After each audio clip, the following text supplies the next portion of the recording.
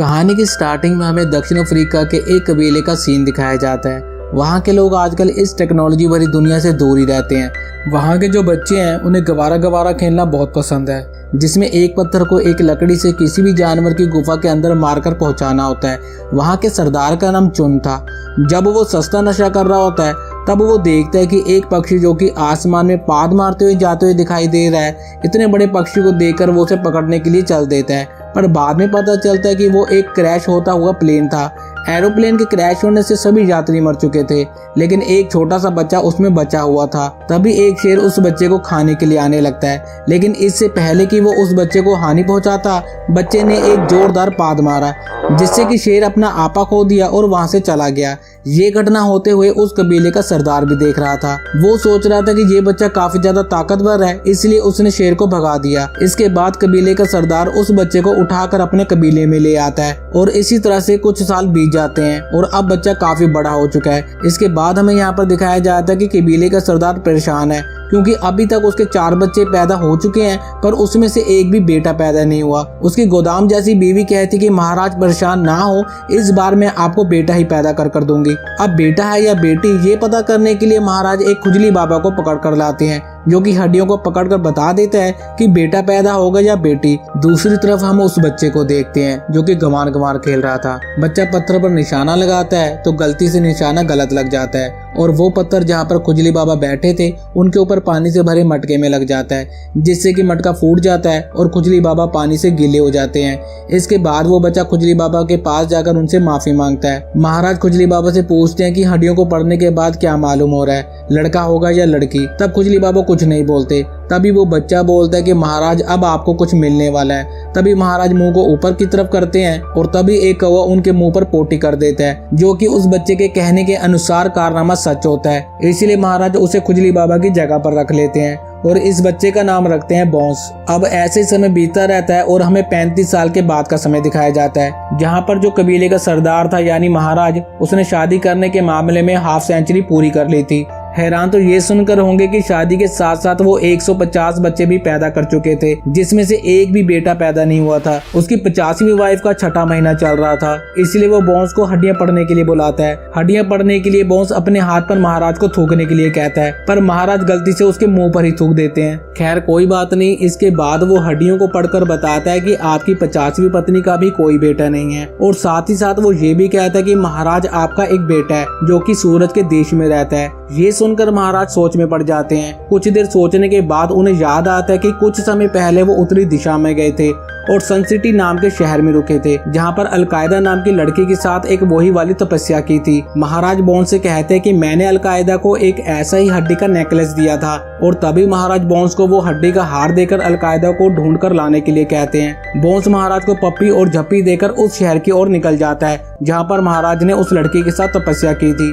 दूसरी तरफ हम सन सिटी नाम के शहर में खिसलालू नाम के गोल्फ प्लेयर को उसके दोस्त तथा इकलौते कोच कोयला के साथ देखते हैं। वो कोच को बता रहा होता है कि जल्द ही इस शहर में गोल्फ का एक बड़ा टूर्नामेंट होने वाला है और जीतने वालों को ढेर सारा इनाम भी मिलने वाला है। साथ ही वो ये भी कहते हैं कि अगर वो इस टूर्नामेंट को जीतेगा तो सारे जीते हुए पैसे वो अनाथालय में दे देगा, क्योंकि वो भी एक अनाथ है और अनाथ बच्चों की परेशानी और दर्द को समझता है। अब इधर हम एक जुआरी को देखते हैं जो कि खिसलैलू के ऊपर काफी पैसा लगाया हुआ था। उसे विश्वास था कि खिसलैलू ही इस टूर्नामेंट को जीतेगा। दूसरी तरफ हम देखते हैं कि बॉस जंगल से होते हुए सन सिटी की ओर आ रहा था और तभी वो जंगल में एक हाथी को मुसीबत में देखता है और हाथी की मदद करने के लिए जाता है। दरअसल उस हाथी के पेट में कुछ केमिकल लोचा हो गया था। हाथी को ठीक कर ही रहा होता है कि वो देखता है कि गोल्फ प्लेयर का कोच कोयला भी जंगल सफारी के लिए अपने साथियों के साथ आ चुका है। कोयला को देखते ही बॉन्स उसे नीचे झुकने के लिए कहता है, लेकिन कोयला नहीं झुकता।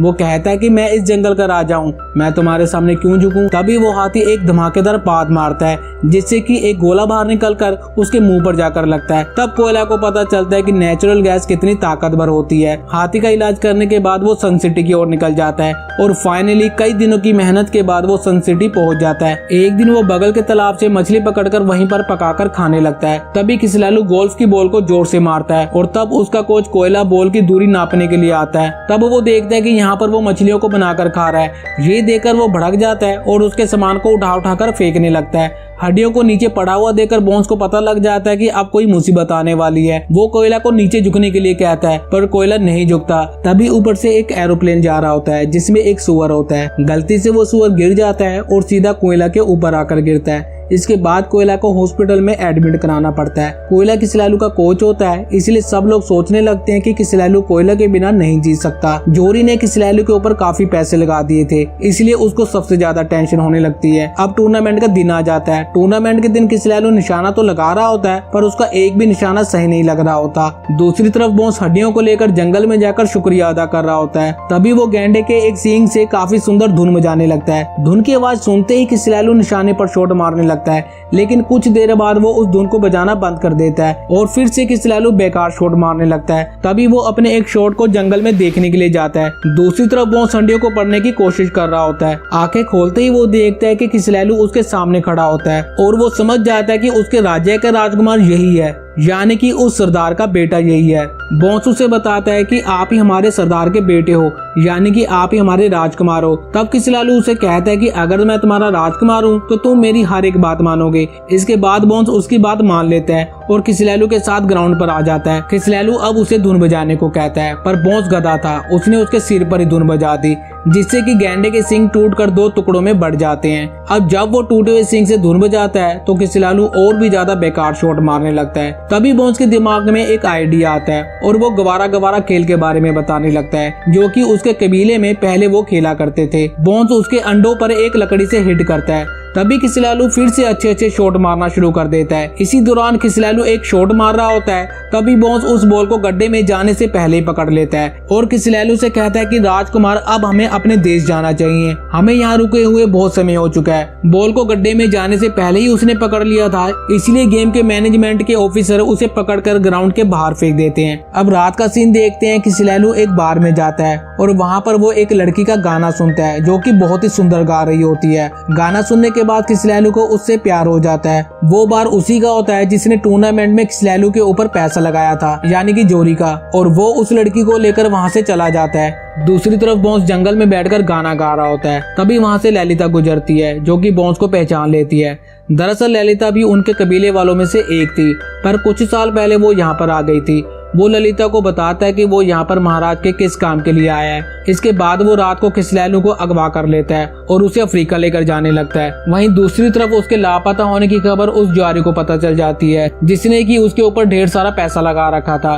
ये बात किसलैलू के कोच कोयला को भी पता चल जाती है, इसलिए वो हॉस्पिटल से भागकर बाइक से किसलैलू को लाने के लिए अफ्रीका जाने लगता है। दूसरी तरफ हम ललिता को भी देखते हैं जो कि अपनी माँ के साथ अफ्रीका जा रही होती है, लेकिन कार कीचड़ में फंस जाने के कारण अब पैदल ही अफ्रीका जाने लगती है। रास्ते में उनकी मुलाकात बोन्स और किसलैलू से होती है। इसके बाद ललिता और उसकी माँ एक साथ ही अफ्रीका जाने लगते हैं। काफी ज्यादा मेहनत करने के बाद वो फाइनली अफ्रीका पहुंच जाते हैं। कबीले के लोग काफी अच्छे से उनकी मेहमानबाजी करते हैं। इसके बाद किसलैलू को राजकुमार के जैसे कपड़े पहनाकर महाराज के सामने लाया जाता है। महाराज उसे पूछताछ करते हैं और कहते हैं कि ये मेरा सगा बेटा नहीं है। इसके बाद बोन्स कहता है कि नहीं महाराज, यही आपका सगा बेटा है, क्योंकि गवारा गवारा बहुत अच्छे से खेलता है। बेटे की आने की खुशी में रात को जश्न मनाया जाता है। यहाँ पर सभी लोग डांस कर रहे होते हैं। तभी महाराज देखते हैं कि उनका बेटा माइकल जैक्सन के जैसे डांस कर रहा था। तब महाराज का शक यकीन में बदल जाता है कि ये बेटा उनका नहीं हो सकता। अब महाराज यहाँ पर किसलैलू को गवारा गवारा खेलने के लिए कहते हैं, पर यहाँ पर किसलैलू गवारा गवारा अच्छे से नहीं खेल पाता।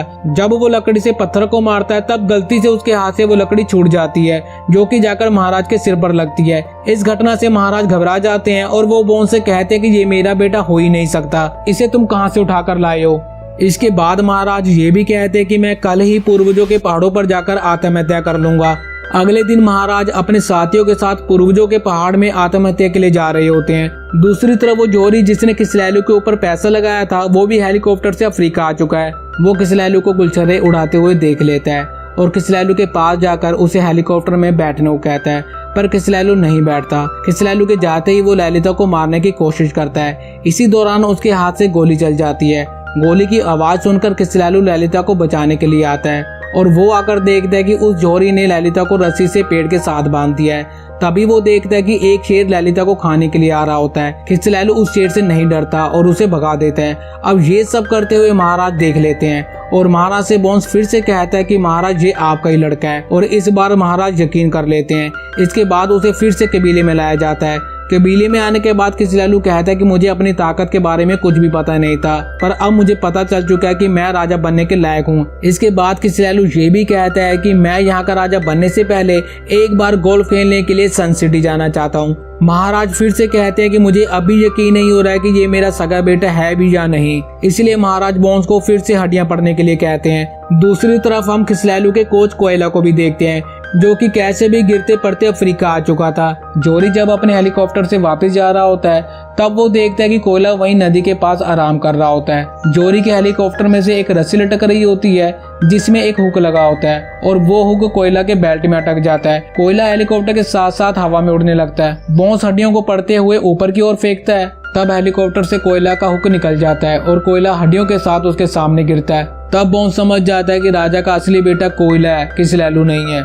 उसके गले में वो लॉकेट भी लटका हुआ होता है जो कि महाराज ने अलकायदा को दिया था। इसके बाद महाराज भी समझ जाते हैं कि उनका असली बेटा कोयला ही है। अब हमें 6 महीने के बाद का सीन दिखाया जाता है। सन सिटी में दोबारा से गोल्फ का मैच होने वाला होता है। दूसरी तरफ कबीला में कोयला राजा बन चुका है और वो DTH भी लगवा चुका है क्योंकि उसे गोल्फ का मैच देखना था। मैच स्टार्ट हो चुका था और कोयला खिचलैलू को फोन पर डायरेक्शन दे रहा था कि वो किस तरह से इस मैच को जीत सकता है। तभी खिचलैलू एक शॉट मारता है और बॉल खड्डे के पास आकर रुक जाती है। इसको देखकर बोन्स एक लकड़ी से टीवी को हिलाता है और तभी बॉल खड्डे में गिर जाती है और इस तरह से खिचलैलू इस मैच को जीत जाता है। दूसरी तरफ महाराज की 50 नंबर की बीवी एक बच्चे को जन्म देती है जो कि इस बार एक लड़का था। ये खबर सुनने के बाद महाराज काफी खुश हो जाते हैं, पर जब वो देखते हैं कि ये बच्चा गोरा है तब वो सोच में पड़ जाते हैं कि मैं तो काला हूँ तो मेरा बच्चा गोरा कैसे पैदा हुआ। फिर वो समझ जाते हैं कि ये सब बोन्स का किया धरा है और बोन्स भी उनसे माफी मांगता है और कहता है कि महाराज मैंने आपके दुख को कम करने के लिए ये सब किया।